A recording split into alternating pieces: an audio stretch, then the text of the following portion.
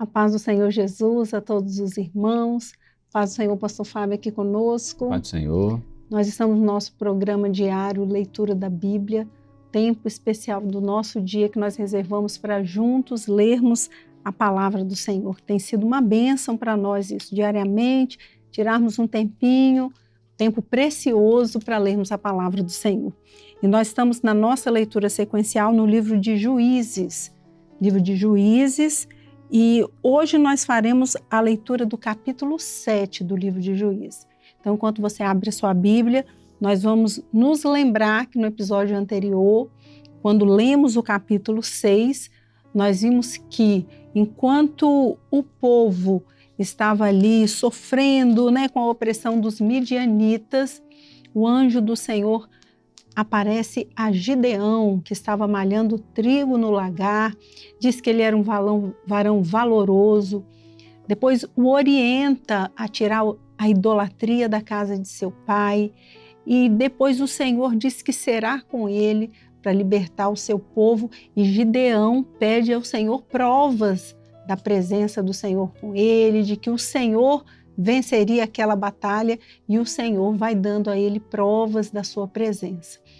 E hoje nós vamos ler o capítulo 7. Vamos todos juntos? Juízes, capítulo 7. Então, Jerubbaal, que é Gideão, se levantou de madrugada e todo o povo que com ele havia, e se acamparam junto à fonte de Arode, de maneira que tinha o arraial dos midianitas para o norte, pelo outeiro de Moré no vale.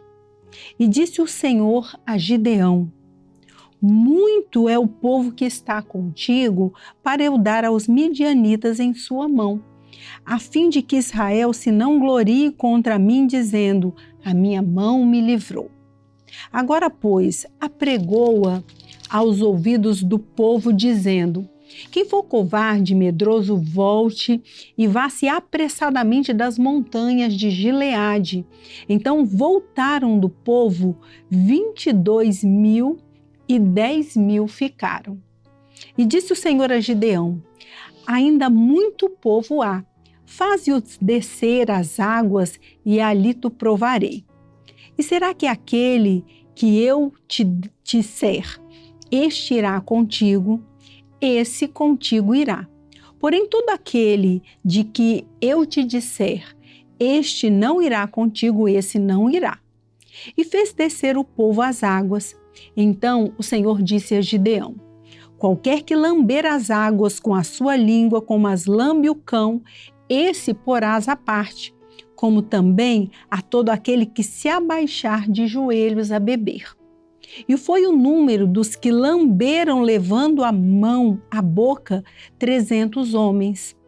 E todo o resto do povo se abaixou de joelhos a beber as águas. E disse o Senhor a Gideão: com estes 300 homens que lamberam as águas, vos livrarei e darei os midianitas na tua mão, pelo que toda outra gente se vá cada um ao seu lugar.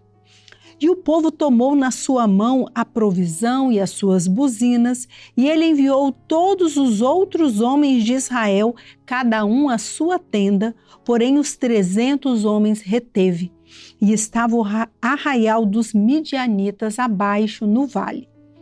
E sucedeu que naquela mesma noite o Senhor lhe disse: levanta-te e desce ao arraial, porque eu tenho dado na tua mão. E se ainda temes descer, desce tu e teu moço pura ao arraial. E ouvirás o que dizem, e então se esforçarão as tuas mãos e descerás ao arraial.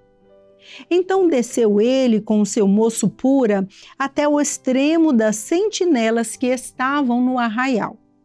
E os midianitas e amalequitas e todos os filhos do Oriente jaziam no vale, como gafanhotos em multidão. E eram inumeráveis os seus camelos, como a areia que há na praia do mar em multidão.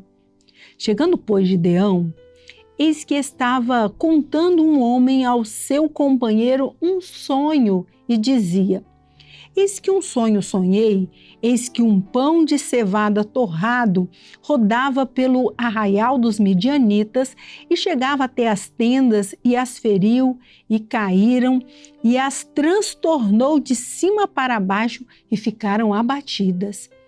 E respondeu o seu companheiro e disse: não é isto outra coisa, senão a espada de Gideão, filho de Joás, varão israelita.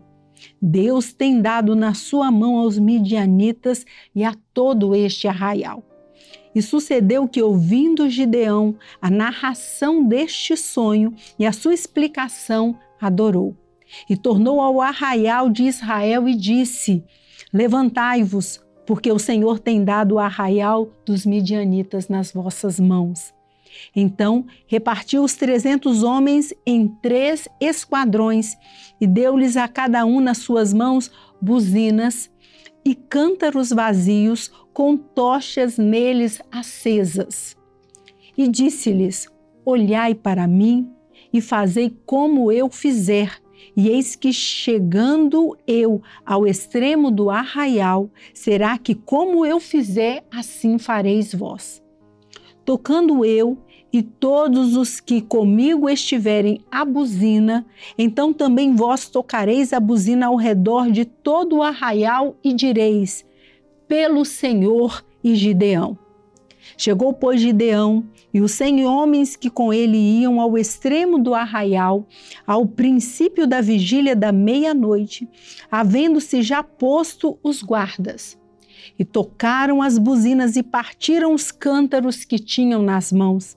Assim, tocaram os 3 esquadrões as buzinas e partiram os cântaros e tinham nas suas mãos esquerdas as tochas acesas e nas suas mãos direitas as buzinas que tocavam e exclamaram: espada do Senhor e de Gideão. E ficou-se cada um no seu lugar ao redor do arraial. Então todo o exército deitou a correr e gritando fugiram. Tocando, pois, os 300 as buzinas, o Senhor tornou a espada de um contra o outro, e isso em todo o arraial. E o exército fugiu para Zererá, até Bet-sita, até aos limites de Abel-meola, acima de Tabate. Então os homens de Israel, de Naphtali, de Aser e de todo Manassés foram convocados e perseguiram aos midianitas. Também Gideão enviou mensageiros a todas as montanhas de Efraim, dizendo: descei ao encontro dos midianitas e tomai-lhes as águas até Bet-bari, a saber, o Jordão. Convocados, pois, todos os homens de Efraim, tomaram-lhes as águas até Bet-bari e Jordão. E prenderam a 2 príncipes dos midianitas, a Oreb e a Zeeb. Mataram a Oreb na penha de Oreb, e a Zeeb mataram no lagar de Zeeb, e perseguiram aos midianitas. E trouxeram as cabeças de Oreb e de Zeeb a Gideão, da além do Jordão. Então nós encerramos aqui a leitura do capítulo 7 do livro de Juízes, com essa vitória que o Senhor está dando aqui ao seu povo em Israel por meio do juiz que era Gideão aqui nessa época, né, pastor? Isso mesmo. E Gideão aqui, o trabalho dele, a preparação para a batalha, já com os sinais da parte do Senhor que o Senhor tinha dado no velo e na eira, sobre o orvalho, né? E então agora eles iam se preparar para a batalha. Então se juntaram 32 mil pessoas. E o Senhor disse bem assim: tem muita gente. Diz logo aos covardes, os medrosos, e volta para casa. Voltaram, então, 22 mil pessoas. Eram covardes e medrosos. Isso desde lá dos livros da lei, né? Já dizia que para ir para a guerra, os medrosos não podiam ir.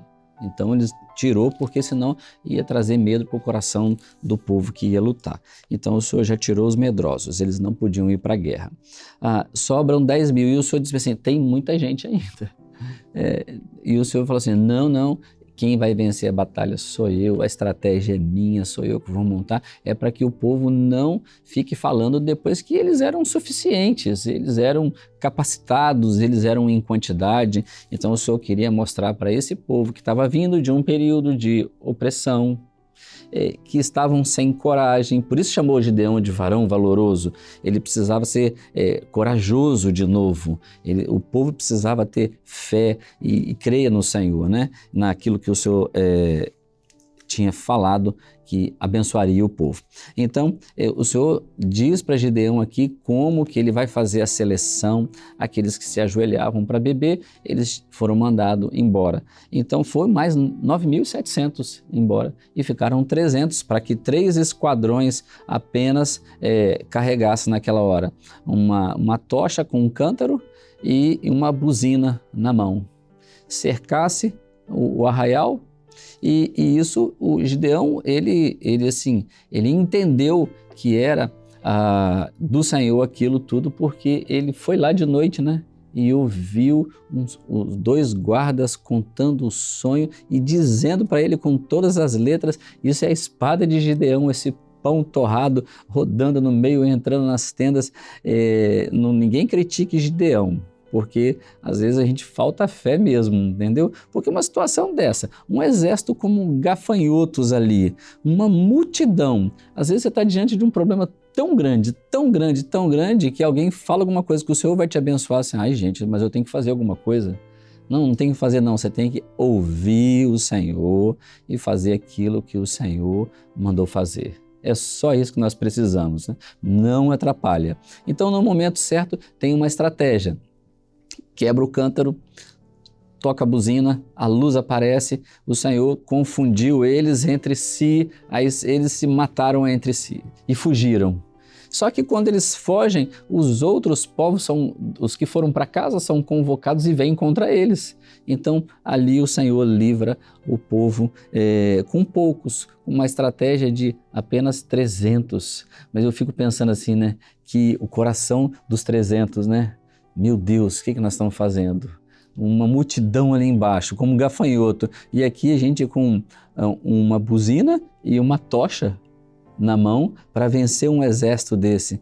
Que experiência foi essa, hein? Experiência maravilhosa, que nós vamos fazer a leitura no próximo episódio do capítulo 8, e no versículo 10 do capítulo 8, nós sabemos que eram 135 mil. Por isso que a palavra fala que eles eram como gafanhotos. E o Senhor, por meio dos 300, com uma buzina e uma tocha, cuja chama aparece depois que o vaso de barro é quebrado, o Senhor confunde os inimigos e eles mesmos se exterminam, né? E aqueles que fogem, o Senhor chama e Gideão convoca o povo para exterminar todos. Então, né? Se o nosso coração for quebrado, o vaso de barro, e tiver nele uma tocha, um fogo aceso, a gente tem condição de vencer as batalhas, né? A espada do Senhor na mão, e a tocha acesa dentro do nosso coração, quebrantados diante do Senhor, nós temos condição de vencer todas as batalhas. Os milagres acontecem desse jeito. Que coisa maravilhosa, né, irmãos? Como a palavra do Senhor nos ensina, é uma bênção isso para a nossa vida. Amém? Vamos encerrando o nosso episódio por hoje, com essa palavra que enche o nosso coração de esperança, né? De como a presença do Senhor na nossa vida nos fortalece para viver o dia a dia no preparo da igreja para o arrebatamento. Que bênção isso! Pai do Senhor, pastor Fábio. Pai do Senhor. Pai do Senhor a todos os irmãos.